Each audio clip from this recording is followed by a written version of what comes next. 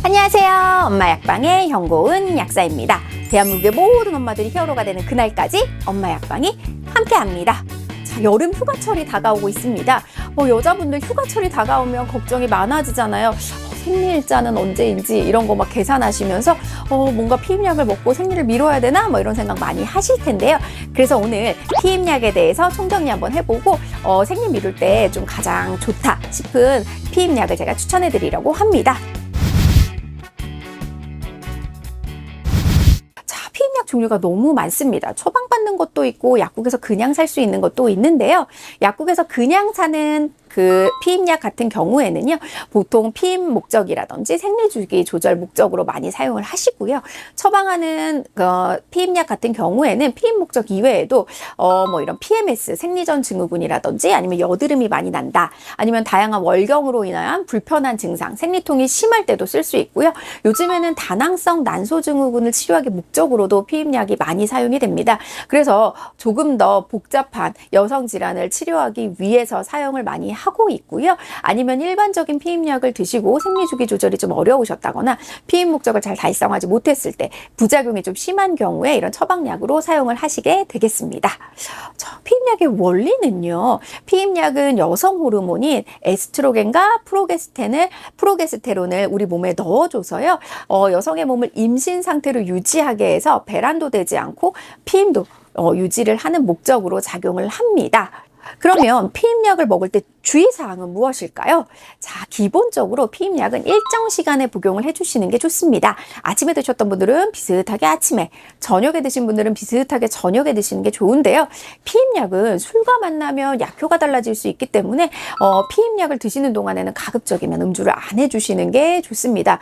그런데 정말 어떻게 절대 금주를 하면서 살 수 있겠습니까? 그래서 술을 좀 많이 드시는 분들 같은 경우에는 오전에 술을 좀 드시고 나서 어느 정도 시간이 지난 후에 복용을 하시라라고 말씀을 드리고요. 가급적이면 피임약 드시는 분들은 흡연을 하지 않으시는 게 좋습니다. 피임약을 드시면서 흡연을 하게 되면은요, 부작용 위험이 많이 높아집니다. 혈전 위험이 좀 주로 높아지는데요. 그래서 흡연을 하시는 35세 이상의 흡연자분들 같은 경우에는 이렇게 피임약을 복용하지 못하도록 되어 있기도 한데요. 이런 혈전 위험은요, 피임약 복용하는 첫 석 달 사이에 제일 많이 나타나기 때문에 피임약을 먹다 말다 이렇게 하시는 것보다는 꾸준히 좀 복용을 해주시는 게 좋고요. 특히 일시적으로 나는 장거리 비행을 할 거다, 그런 경우에는요, 특히나 이런 혈전 위험성을 잘 따져보시면서 피임약을 선택하시는 게 좋습니다. 또 여성분들 피임약 드시는 분들 중에 다이어트 하시는 분들 많더라고요. 그래서 일부 다이어트 약 같은 경우에는 피임약의 효과를 좀 떨어뜨릴 수도 있고요.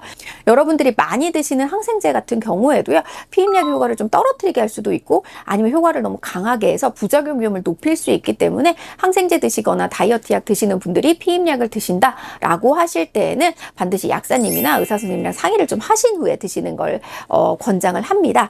또 나는 여행을 한 2달 정도 갈 거라서 2달 동안 생리를 안 하고 싶어요 라고 물어보시는 분들 계시더라고요.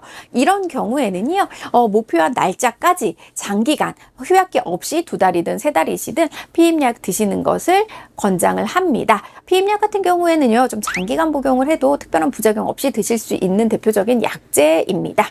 또 피임약을 먹으면 여드름이 나지 않나요? 라고 하는데요. 실제로 피임약을 먹으면 여드름이 나기도 합니다. 그래서 피임약이요, 1세대, 2세대, 3세대, 4세대가 있는데 저 3세대, 4세대로 넘어갈수록 여드름 부작용은 좀 줄어듭니다. 그래서 나는 여드름이 좀 걱정되신다라고 하시는 분들은 3세대 제품을 선택을 하시면 되고요. 4세대 제품은 처방을 받아서 드시면 되겠습니다. 자, 그럼 가장 중요한 거, 어떤 피임약을 먹어야 될까요? 피임약에서 부작용의 원인이 되는 것은 주로 에스트로겐입니다. 에스트로겐 농도가 올라갈수록 효과는 확실하지만 부작용도 높아지고요. 에스트로겐 농도가 낮아지면 부작용은 낮출 수 있지만 효과가 좀 떨어진다는 단점이 있습니다.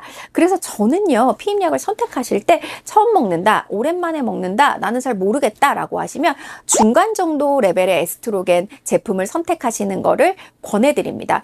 자, 그래서 내가 그걸 어떻게 알아? 중강도인지 아닌지 어떻게 알아? 2세대, 3세대 내가 어떻게 알아? 라고 하시는 분, 콕 집어달라는 분들 계시더라고요. 그래서 저는 머시론 제일 많이 권해드리거든요. 에스트로겐 레벨이 중간이어서 이걸 먹고 피임 효과를 못 봤다, 아니면 생리가 제대로 못 미뤄졌다 라고 하시는 분들은 다음번에 드실 때에는 에스트로겐 농도를 머시론보다 높은 걸 달라고 말씀을 하시면 되고요. 머시론도 힘들었다라고 하시면 머시론보다 낮은 제품 권해서 드시는데, 에스트로겐 농도가 낮아질수록 효과는 좀 떨어진다는 점은 기억을 해주셨으면 좋겠습니다. 머시론 같은 경우에는요, 제가 말씀드렸던 대로 3세대 프로게스테론이 들어있기 때문에 여드름 부작용 좀 낮출 수 있습니다. 단 나이가 좀 많이 있으신 분들, 흡연하시는 분들은 혈전 위험이 좀 높아질 수 있기 때문에 그런 분들은 좀 주의해 주시고요.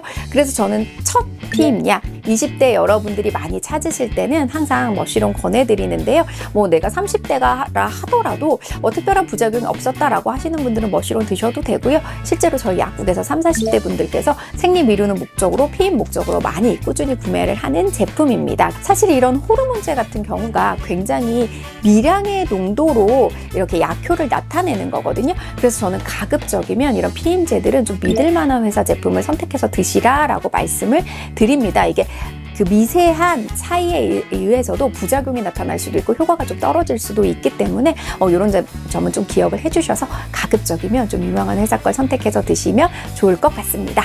자, 호르몬제와 관련해서, 피임제와 관련해서 궁금하신 점 있으시면 댓글 남겨주시고요. 구독과 좋아요는 사랑이고 알림 설정 잊지 마세요. 대한민국의 모든 엄마들이 히어로가 되는 그날까지 엄마 약방이 함께합니다.